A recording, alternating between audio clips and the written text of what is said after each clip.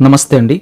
ఇప్పుడు మనం చూస్తున్నది 264 గజాలు G+2 అండి. కిందన ప్లస్ ఒక 2 ఫ్లోర్లు కలిగిన ఇండిపెండెంట్ హౌస్ అండి. ఫ్రంట్ రోడ్డు వైపు అయితే 36 ఉంది, లోత్ అయితే మనకి 66 ఉంది, 36/66 అండి. ఇదంతా మనకి సెల్లార్ కింద విడిచిపెట్టారు. ఒక 4 కార్లు అయితే పెట్టుకోవడానికి అయితే పాసిబిలిటీ కనిపిస్తుందండి. కింద 2 పోర్షన్స్ వచ్చాయి, లెఫ్ట్ సైడ్ ఒకటి, కాస్త ముందుకెళ్ళిన తర్వాత మరొక పోర్షన్ వచ్చింది.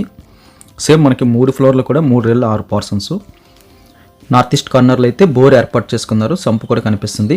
ఈ చివరిలో స్పేస్ అంతా కూడా మనకి లిఫ్ట్ ఏర్పాటు చేసుకోవడానికి సరిపడే స్పేస్ అయితే విడిచిపెట్టారు.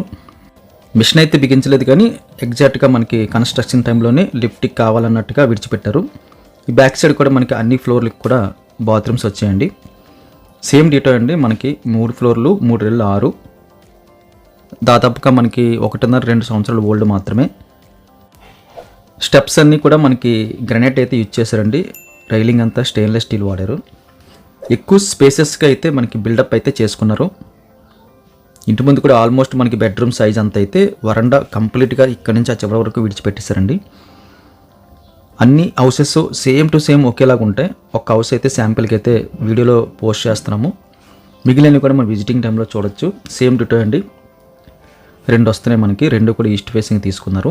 ఈ చివరిలో మళ్ళీ స్పేసు, అదే లిఫ్ట్ మనకి సరిపడే స్పేస్ అయితే విడిచిపెట్టారు. లొకేషన్ అయితే ప్రైమ్ లొకేషన్ అండి. ఇది సుజాత నగర్ చిన్నముసిలివాడ దగ్గరలో వస్తుంది. మెయిన్ రోడ్డుకి కూడా వాకబుల్ డిస్టెన్స్ అని చెప్పొచ్చు.